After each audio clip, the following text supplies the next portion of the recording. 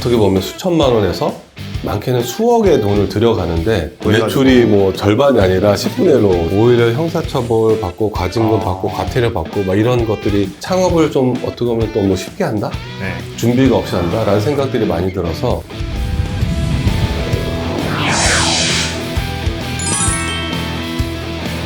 여러분 안녕하십니까. 자신만의 길을 개척해 나가는 사람들의 이야기 오프로드 워커 2회째 지금 1일 MC를 하고 있는 저는 김도현 PD입니다. 여러분은 요즘 창업의 붐이 엄청나게 일어나고 있다. 잘 아실 겁니다. 그런데 창업이 보통 우리가 내가 원래부터 아이템을 가지고 나의 핵심 역량을 가지고 창업을 하는 사례들도 있지만 어떻게 보면은 지금 잘 나가고 있는 프랜차이즈 여기에서 엉겁결에 창업을 했다가 사실 된통 당하는 경우들도 있고 이게 기획이 없이 뭐든지 시작하려고 하면 안 되겠더라고요. 그런데 여러분 창업에 있어서도 국가에서 인정한 전문 자격사가 있습니다. 이른바 가맹거래사인데요.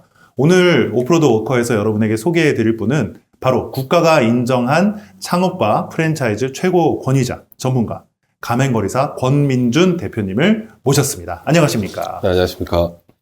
네, 프랜차이즈 전문가로 활동하고 있는 JK 가맹거래사 그룹의 권민준 대표입니다. 반갑습니다. 네, 반갑습니다. JK가 뭡니까? 많은 분들이 물어보시는데요. 큰 뜻이 있는 건 아니고요. 제가 이제 프랜차이즈 업계에 있다 보니까 많은 분들이 그런 얘기를 하더라고요. 제가 약간 제갈공명 같이 전략가적인 측면이 있다라고 해서 어떤 제갈이라는 단어를 좀 쓰고 싶었고요. 제갈의 JK예요? 네. 또 하나는 제가 영문 이름이 제임스 권입니다. 그래서 JK라고. 네. 사실 이거는 좀 비밀로 가져가고 싶었는데 여기서 좀 풀게 되네요. 네, 망했네요. 네. 네, 더 이상 비밀이 되지 않아요. 전 세계에서 이제 JK는 제임스 권이다. 네, 제임스 권입니다. 제갈공명이다. 네, 이렇게 맞습니다. 알게 된 것 같습니다. 자, 그러면 제갈공명 씨. 네. 자, 그럼 제갈공명 씨의 자기소개를 한번 들어봐야 될 것 같습니다. 어떤 분이시고 또 가맹거래사라는 뭐 직업 혹은 회사 소개 종합적으로 좀 부탁드리겠습니다. 네, 프랜차이즈 업계에서 10년 이상 이제 일을 하고 있고요. 프랜차이즈가 처음에 설립부터 나중에 이제 해외 진출이나 글로벌 나가는 부분들 그리고 M&A까지도 그래서 프랜차이즈 어떻게 보면은 생성부터 나중에 엑시트하는 전 과정들을 좀 담당하고 있다 보시면 될 것 같고요. 가맹사업법이 국내 공정위의 산하에 이제 있고요. 그런 부분에서 가맹본부와 가맹점주 사이에서 어떻게 보면 브릿지 역할을 한다 보시면 되는데 이 사이에서 가맹사업에 있어서는 어떻게 보면 국가가 유일하게 인정해준 국가 자격 전문가다라고 보시면 될 것 같습니다.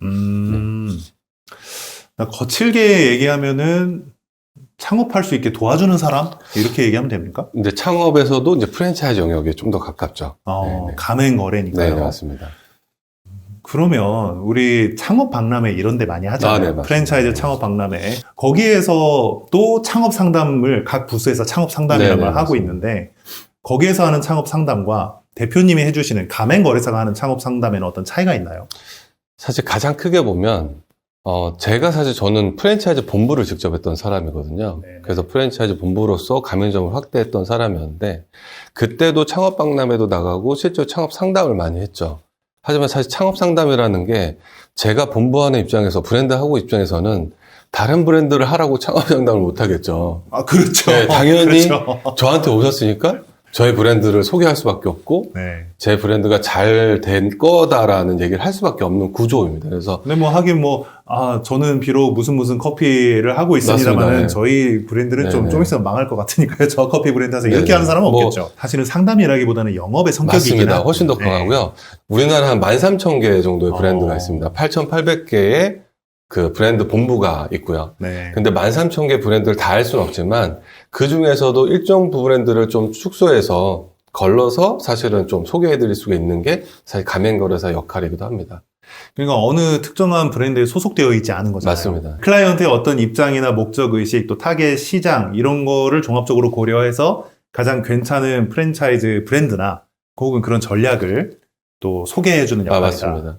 그래서 사실은 가맹거래사의 영역이 창업본부, 그러니까 가맹본부가 설립해서 우리나라에서는 사실은 가맹사업을 하고 싶다 그러면 공정위에 등록을 해야 되거든요. 네. 그래서 저는 그 등록하는 것도 신규로 도와드리기도 하고 인큐베이팅 도와드리기도 하지만 반대적으로 예비 창업자들이 창업할 때 어떤 업종과 어떤 브랜드로 하는 것을 좀 도와드리기도 하는 거죠. 그래서 지금도 사실 제가 많은 시간들을 할애하고 있는 부분들이 보면 밖에서도 이제 우리가 맛집이다라고 표현할 수 있는데 장사가 잘 되고 있거나 네. 아니면은 그러면서 가게 하나를 하고 2개를 하고 3개를 하다 보니 오히려 이렇게 직영점으로 확장하는 데는 속도가 좀 느리고 돈도 많이 들어가니까 조금 더 다른 방식으로 사업을 확장하는 고민을 하시는 분들이 사실 많이 찾아오시고요. 네. 그랬을 때 이제 그런 창업들 이제 어떻게 보면 사업으로 바꿔드리는 게 어떻게 보면 또 가맹거래사 영역이기도 합니다. 혼자서도 잘하고 있는 것을 프랜차이즈화를 맞습니다. 해서 네네. 확장을 할 수 있도록 네네. 돕는다. 그러면 이제 가맹거래사로서 지금까지 뭐 어떤 브랜드를 또 키워 오셨는지, 또 본인은 어떤 브랜드를 해보셨는지도 궁금한데요. 처음에 시작했던 브랜드가 커피하고 와플을 하는 브랜드였고요. 와플. 네네. 오. 그리고 사실은 이런 얘기 좀 그렇지만은 대만 카스테라 혹시 아시나요? 네네. 네, 알죠. 대만 알죠. 카스테라. 네. 이제 한창 히트를 끌었던 네. 브랜드인데 사실 제가 지방에 이렇게 갔다가 어떻게 우연히 사람이 줄을 서 있는 브랜드를 봤어요. 그게 네. 이제 그때 대만 카스테라 네네네. 브랜드였고 그래서 그거를 좀 배우기 위해서 대만에 직접 가서 네. 전수를 받아서 한국에 와서 창업을 또 했었습니다. 브랜드를. 근데 이제 창업하고 한 달인가 있다가 뭐 방송에 한번 나가면서 식용유 네, 어쩌고저쩌고 매출이 해가지고. 뭐 절반이 아니라 10분의 1로 이렇게 급감을 하더라고요. 네. 근데 실제로 나쁜 짓을 한 건 아니었는데 그런 걸 겪으면서 트렌드하고 너무 유행을 따라가는 거는 사실 안 되는구나라는 좀 생각이 들어서 오히려 그때부터는 조금 더 브랜드를 좀 강화하고 안정적으로 가시고 좀 대중적인 브랜드면서도 브랜드를 구축하는 거를 좀 더 고민하게 된 케이스가 됐던 것 같아요. 그러니까 오히려 잘 된 케이스도 있지만 사실은 배웠던 케이스들이 더 많이 있습니다. 그때도 가맹거래사이셨습니까? 그렇진 않았습니다. 브랜드 본부 대표였죠. 본부 대표였다. 네네. 그러면은 이쯤에서 가맹거래사라는 국가 자격사에 도전하게 되신 그런 계기, 이것도 좀 궁금하네요. 아까도 좀 전에도 말씀드렸지만, 제가 가맹 본부, 그 다음에 프랜차이즈 영역에서 일을 하면서, 어떻게 하면은 사실 창업자들을 돕고 싶었거든요. 네. 왜냐면은 너무나 준비 안 되고, 어떻게 보면 수천만 원에서 많게는 수억의 돈을 들여가는데, 창업을 좀 어떻게 보면 또 뭐 쉽게 한다? 네.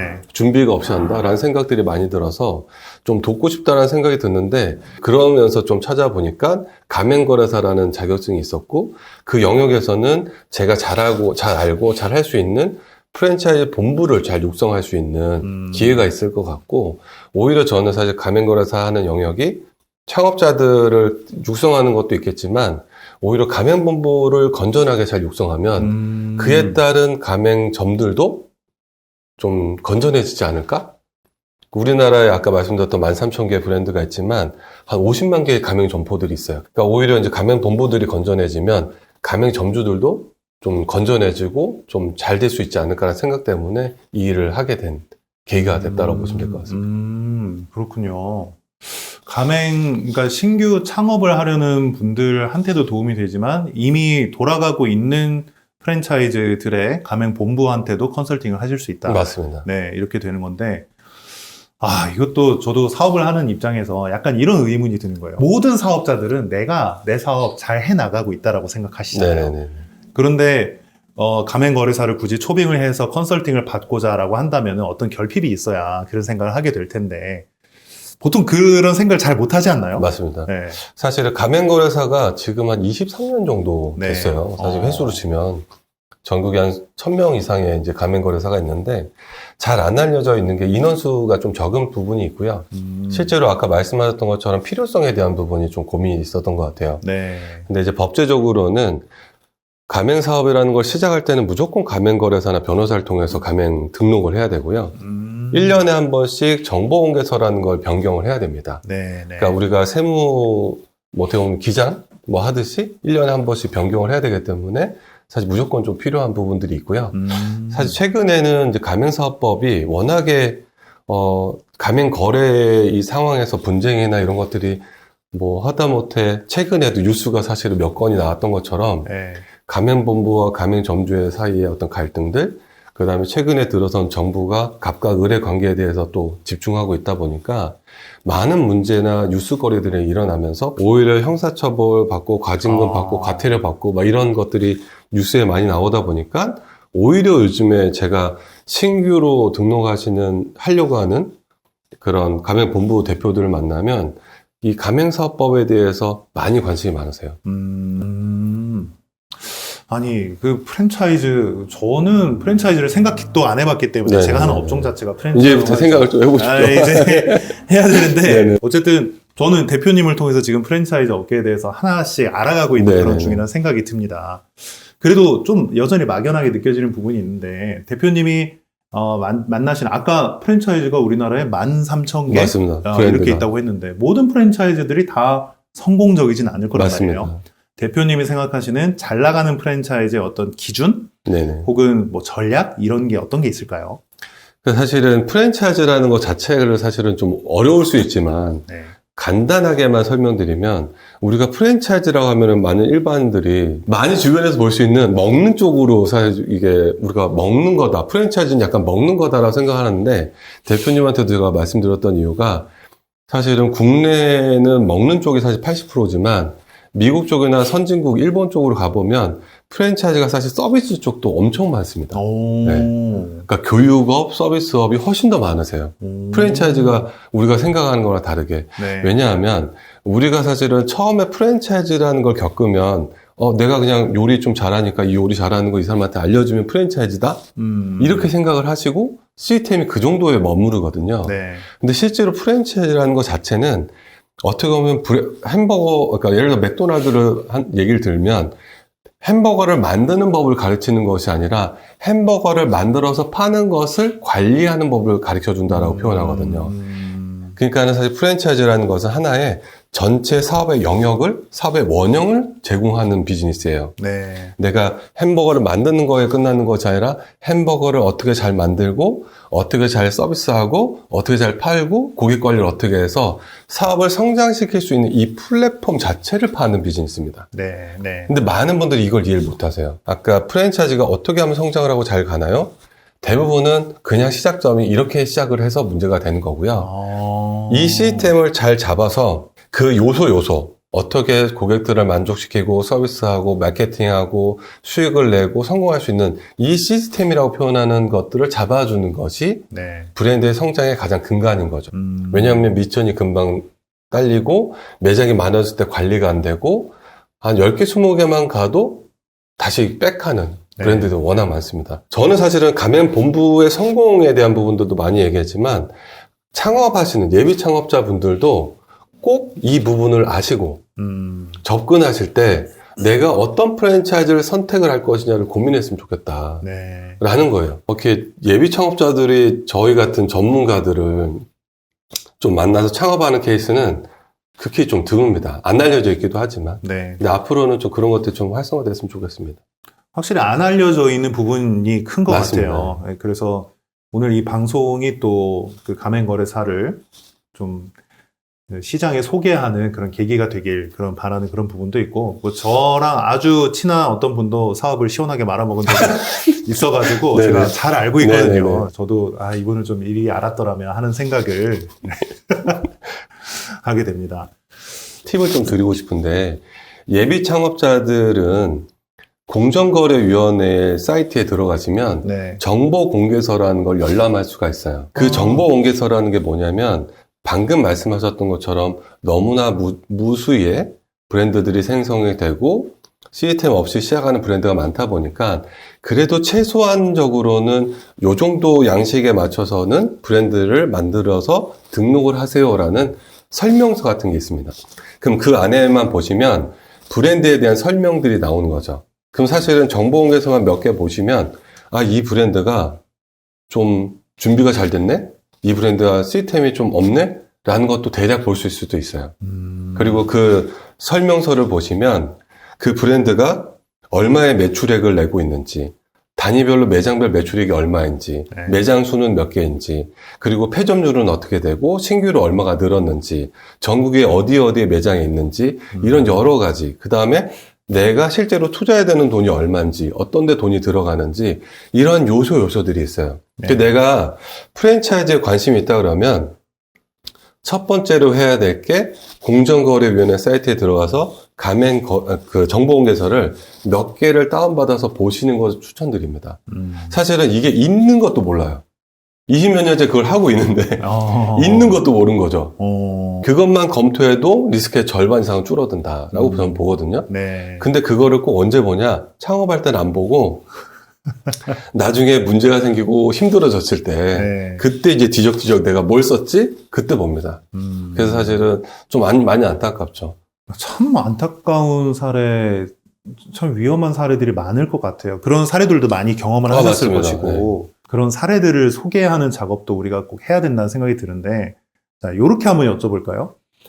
그런 리스크를 안고 잘 준비가 안 돼 있는 상태에서 섣부르게 가맹사업을 벌였다가 이렇게 된 케이스까지 봤다. 네. 워스트 케이스를 뭐 한 두세 가지 소개하신다면요.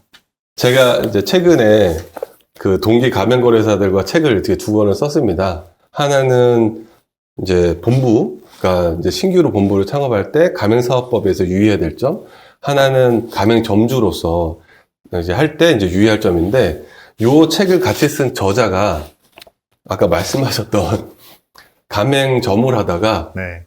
좀 문제가 생겨서 네. 본 사람 막 싸우다가 그러면서 이제 소송을 해야 되는데 변호사도 써야 되고 막 하다 보니까 공부를 한 거예요. 네. 공부를 하다 보니까 가맹거래사 자격증까지 따게 되고 네, 웃을 얘기는 아닌데 네. 그래서 너무 힘들게 싸우다 보니까 그럼 사실은 그 친구가 피를 토하면서 책을 쓰자고 해서 책을 쓰게 된 케이스입니다. 그래서 이 책을 보시면 조금 더 네. 리스크를 좀 줄일 수 있지 않나라는 생각이 들고요. 제가 이런 자리가 있으면 한번 꼭 얘기를 해보고 싶었던 것 중에 하나가 뭐였냐면 일부의 좀 악덕이라고 표현하기는 좀 그런데 모르고 그럴 수도 있고 악덕일 수도 있는데 아예 가맹사업 등록도 안 하고 이거를 유사 가맹사업이라고 표현하는데 유사 가맹사업을 하는 사람들이 있어요.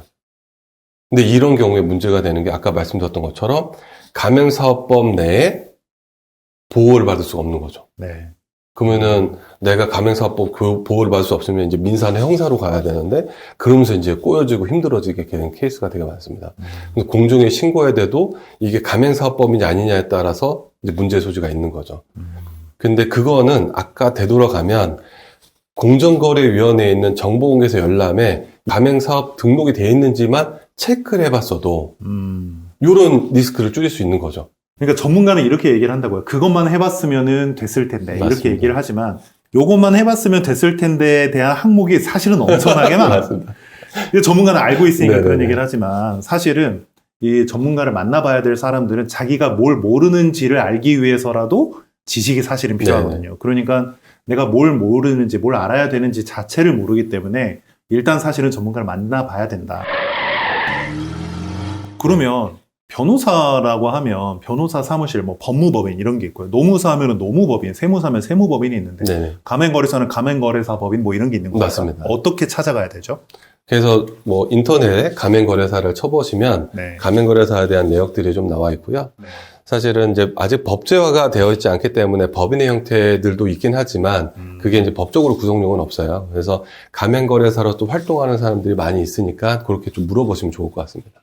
그러면 어차피 이제 이 방송을 보시는 분들한테는 인생 첫 가맹거래사가 범인은 제갈공명 네. C일 거 아닙니까? 네네. 이 밑에 하단에 설명란에다가 대표님 전화번호도 여기다가 표기를 해놓을 거고요. 그렇다면은 그 전화를 대표님이 받으신다. 네네. 그 다음에는 어떻게 되는 거죠? 아, 그 전화를 네네. 드리면 바로 돈 줘야 됩니까? 사실 뭐 변호사들도 네. 이제 좀 친하거나 뭐 이런 네. 분들은 이제 무료 상담이 가능하신데 요 방송을 보시고 네. 전화를 주신 분들은 무료로 상담 해드릴 수 있을 것 같습니다. 뭐 그 대답을 원한 건 아닌데 하여튼 그 가맹 창업에 대해서 관심이 있으시거나 하고 계시는 분들은 일단 무조건 한번 연락을 드려보시는 게 낫지 않을까 그렇게 제가 추천을 드리게 되고요. 공식 질문을 또 안 드릴 수가 없습니다. 5년 후에 대표님은 어떤 상태에 계실까요? 저는 사실은 나중에 그 예비 창업자들을 네. 대상으로 교육을 할 수 있는 창업학교를 사실 5년 뒤에는 창업학교. 네, 좀 꾸려보는 게 네. 목표이기도 합니다. 그래서 그 창업학교는 단순하게 예비 창업자도 있겠지만 예비 창업을 통해서 프랜차이즈 창업도 하고 프랜차이즈 창업했던 분이 이제 프랜차이즈 본부를 또 운영하실 수 있는 그런 네. 창업학교? 그래서 좀 우리나라가 지금 사실은 앞으로 많이 퇴직자분들이 되게 많으실 거라고 생각을 해요. 그렇죠. 근데 이제 너무 리스크를 안고 또 평생 어떻게 보면은 모아뒀던 돈을 한 방에 또 날리거나 또 문제의 소지가 돼서 사회적 손실이 생기는 부분들이 제가 공적인 사람이어서가 아니라 사실 그런 케이스를 조금이라도 좀 줄여보는 게 사실은 저의 목표이기도 합니다. 어떤 걸 가르치게 되는지도 좀 궁금하긴 합니다. 많은 회사들이 이제 창업을 한다라고 하면 보통 2, 3일 정도? 길게 일주일?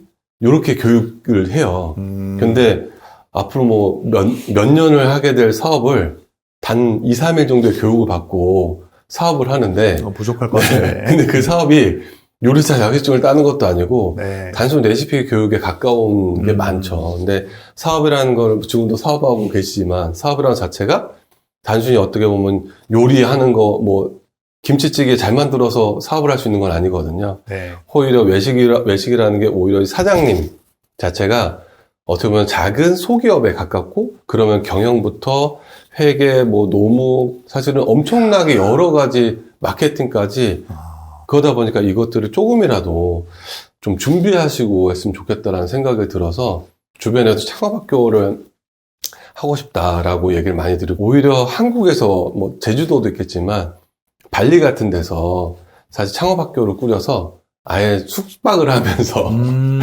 진짜 제대로 진짜 좀 배우고 또 요즘에 또 K푸드가 트렌드 아닙니까? 그래서 지금도 제가 글로벌 진출을 많이 서포트하고 있는 부분도 있지만 해외에 좀 나가서 해외 꿈도 키우고 또 실제로 그런 처음부터의 싹을 잘 키울 수 있는 학교가 만들어졌으면 좋겠다라는 생각을 하고 있습니다.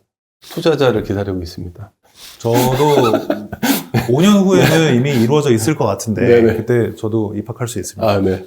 알겠습니다. 네, 저 꼭 네. 입학시켜 주시기 바랍니다. 1학년으로. 장학생으로.